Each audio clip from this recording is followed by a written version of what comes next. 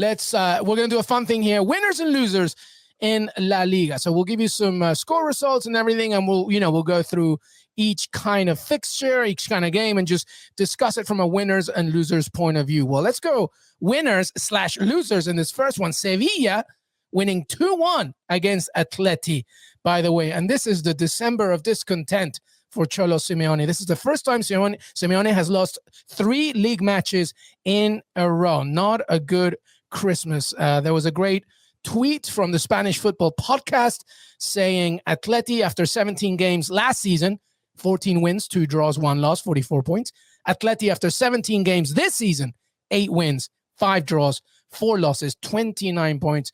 We talked about Roma, your team, Jimmy Conrad, your other team, Jimmy Conrad, Atleti, not doing so well. Is this over for them? Forget Jimmy's about got a lot of teams, by the way. I do. Jimmy, you know what? I like being friends with everybody. Other team. You know? Okay, listen. Just be happy we don't talk about Newcastle. Listen, all fun, everybody. Heath Pierce decided to be the captain of the No Fun Police. Okay, so No Fun Police captain over there. I'm grumpy over here, man. It's 2:00 in the morning, dude. I'm trying to. It's like the kids are waking up around me. I'm getting grumpy around here. That is true. Let the man scream. It's 2 a.m. over there. Fair. That's fair. But yes, Atleti obviously losing 3 games under Simeone, not a good look. Defensively, just not the same. I mean, I think it really comes to that side of the ball. Yeah. We could argue he's got his most talented team, so I think expectations are very high. When you look at Luis Suarez in particular, he has not scored in 7 straight games. That's his longest scoring drought since 2014. And he was really the talisman last season, right? He came over from Barcelona, had something to prove, had a chip on his shoulder that he was trying to gnaw off, and it's just not the same. I know that's a really low-hanging fruit, Joe. Jimmy, do that again. Joao Felix, still maybe hasn't reached his potential. I don't know if Atleti was ever the best fit for him system-wise to really get after it and showcase his talent. So I think there's just a lot of discontent. I think that was a really good way to explain Atleti. Now I want to focus on Sevilla, though. Lucas Ocampo scored late, 87th minute, big win to get all 3 points there. And with Real Madrid drawing with Cadiz 0-0, that means they've gained 2 points on the league leaders. They're only 6 points behind Madrid in second Sevilla, and they have a game in hand. So I said it. Did I not say it at the beginning of the season? Sevilla can challenge here. What do you think? Going back to that question.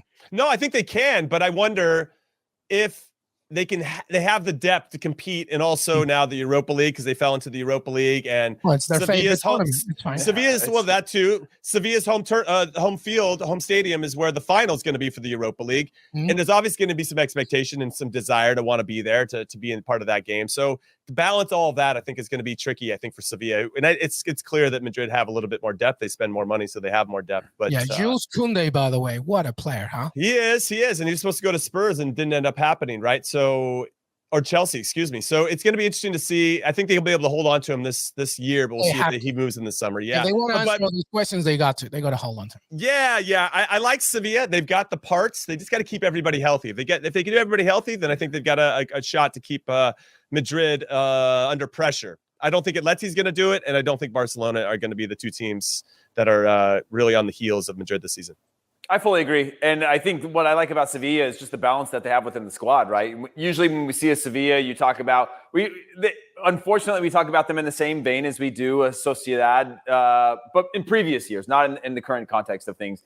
And they fall off, like Jimmy said, they're managing all these things. They fall off into a Champions League position, and they have a successful season, quote unquote, but they're not challenging for a title until the end of the year. But now they have Thomas Delaney, who gives them more balance. He's more of that fighting workhorse, which means that they're willing to play scrappy and dirty. If you see some of the stuff that he does on the field, obviously we saw him in the Euros, Danish international. And then Ivan Rakitic, by the way, did you guys see the goal that he scored? An absolute what a banger. I watched it like 7 or 8 times from different angles, and I just tried to be like, goalkeeper's fault. And then every angle you just realize that he hit it on such a laser that there was no chance at any point, and the release was so quick that the goalkeeper was going to. What a winner, by the way. Even Rakitic leaves Barcelona, goes to Sevilla. He's much happier nowadays, huh? And by the way, Dan mentioned something about, it's okay to like one team and another. Listen, of course it is. Of course it is. But to me, thanks, Dan. Yeah, Dan said, I'm with you. You can like whoever you want. Who am I to tell anybody's fan? But, to me, it's like, I like this club and I like them, but Aston Villa is my blood. You know what I mean? Like, so USMNT's Jimmy's blood. It's Heath's blood. Sometimes there's one particular club or team that goes beyond anything because it's within you. But you can like more than one team. Absolutely. I'm not here to tell you otherwise. Absolutely. Stop judging me, Elamy. I would never judge you, Jimmy. I like a lot of teams, especially the ones that are winning. All right, let's stay in La Liga, by the way, winners and losers. The winner was Sevilla, the loser with Atletico Madrid. Jimmy mentioned Cadiz, and we didn't see this one coming, Jimmy, holding Real Madrid. We'll begin with Jimmy and then Heath, your points. But it was Eden Hazard's first start in 14 matches, no goals, surprise, surprise. But Real Madrid didn't get a win. Does that affect them a lot? They still have a pretty good cushion up in the top of La Liga. No, I think anytime you start to worry about any team is if they were generating a lot of chances and then that started to dry up and they weren't getting opportunities, that's when you start to like, maybe we need to think about how we're attacking, or other teams are starting to figure us out. These guys had 36 shots and 9 of them were on goal, and Cadiz didn't have any shots on goal. They had 4 total shots and none of them were on goal. If I'm Carlo Ancelotti, I'm okay with this. Luka Modric didn't play. He sat in this one. Fede Valverde started. They had Hazard, as you mentioned, start. He got all 90 minutes, which I think is super important. You have, Benzema continuing to show that he's healthy, played all 90 minutes, Vinicius. So they didn't get that one moment of genius or magic that they had been getting in previous games. But I'm not worried. When they're generating that amount of opportunities and you're not giving up that many on the other side, more often than not, that's going to lend itself, if you're consistent with that, to a successful season. Yeah, I would just jump this over to my loser, another loser being Real Betis. And Real Betis lose to Athletic, and Athletic now have to play Real Madrid before the end of the year. And so that goal by Iñaki Williams there. Yeah. Talk about a banger. Keep going, my friend. Yeah, phenomenal. And again, if Athletic can take that to Real Madrid, you can start to see maybe a little bit tighter of a league by the end of the year, considering they had that form scoring in the 89th minute to beat Real Betis, who I think are the loser because of the form that they've been in. Giving up that last minute or 89th minute goal, I think, is a huge drop off for them. And then ultimately could be having a knock-on effect to Real Madrid if they don't bounce back from this, giving a little bit of form or a little belief to this Athletic club side. Yeah, Barcelona do win 3-2 against Elche. We saw Nico and Gavi doing some beautiful things there, Jimmy Conrad. I mean, that's the future. I guess I can't remember who it was. I think it was Alan Feely on Twitter. Sometimes these are decisions not just based on philosophy, but also economical ones, right? They're relying a lot on the young players, but some beautiful stuff, especially from Gavi in this game. But Barcelona get that win, Jimmy. Yeah, they do, and they're relying on players. Nico Gonzalez scored the winner in the 85th minute. He's 20 years old. Gavi's he scored the second one, 17. Ferran Jukla, he's 22. And we had a big conversation about the U.S. men's national team and their friendly against Bosnia, where we were playing older guys.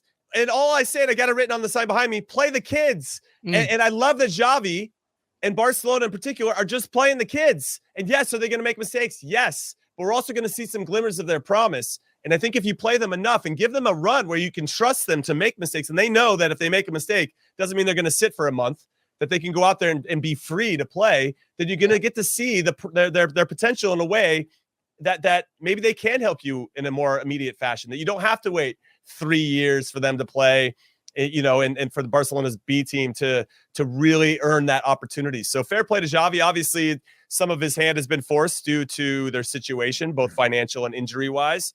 But I love that he's like, you know what? Go out there and be yourselves. We're going to figure it out. And the kids saved him, just like the kids saved the U.S. men's national team the other night. Sometimes you just got to play your kids. Yeah, I fully agree. And I think it was James Benz that had come back when we were arguing, saying, why would Xavi ever take this job? This is a terrible idea. You should never do that. And blah, blah, blah. And he was saying, this is the perfect time for him because it actually, like you said, the modern game now means everybody has to win all the time, right? The big clubs. And they lost a little bit of that identity. And now the hand is being forced to them in terms of having to play young players. And they're starting to be able to take, when you play those young players, you're able to go back to the board and say, look at all these wages we can shed by the players we do have, right? We can get rid of all these. We can still build on this. It's now a project. And now you can start to get rid of the Serginho Dest if you don't want him and move him on and get some money for him, as well as some other players that I think are more valuable, Dembele being one if they want to.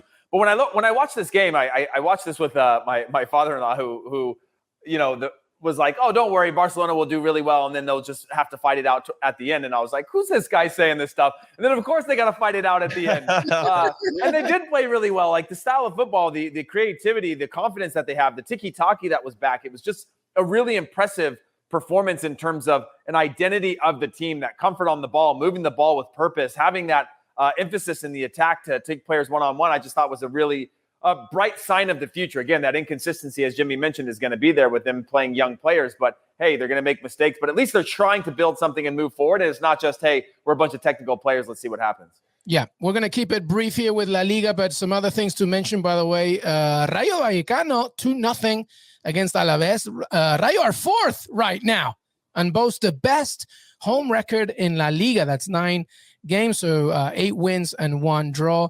And an honorable mention to Jorge Molina, by the way, who at 39 years old became the oldest player to score a hat-trick in the top 5 European leagues ever. Yes, as old man right here, we all salute you, Molina, as well. And Villarreal as well, finally back in the top half of the table. Final thoughts on La Liga, boys. Heath, I'll go back to you. I mean, not really. I mean, just I was actually shocked and pleasantly surprised at Sevilla's performance. I think it brings a little bit of excitement back to the Real Madrid title race. And then again, to further the point on Barcelona, I was really impressed in terms of what looked like the starts of a foundation or identity, and it's built around the young players, which, you know, I'm on this young player train. I don't know if I'll ever get off it. So I'll support that and give up some losses along the way to just see that type of player development. Yeah, absolutely. Yeah, I'll jump in and say that a little disappointed with Real Sociedad losing at home to Villarreal 3-1. Alexander Isak scored a great goal to go up 1-0. Villarreal pegged it back, got it back. There was a red card. It was 1-1. Mikel Oyarzabal did a very similar tackle to, one Harry Kane and got a red card. Imagine that, right? Imagine that. It sounds like Jimmy bet on that game too. Jimmy, I did not bet on that game. No, I'm just saying I'm not looking for some consistency. Okay. In the refereeing. Across the world. Jeez Louise, man. Well, listen, they're all following the same goddamn rules, or at least I thought they were. So, Oyarzabal gets a red card, and then Villarreal, ends up making the plays. Gerard Moreno sets up a nice goal to Chukwueze and scores another. He scores 2 goals on set pieces. So, good win for Villarreal, getting back into the top half of the table and maybe getting some momentum going into the next half of the season. But they got some talented players, especially when Gerard Moreno's on fire.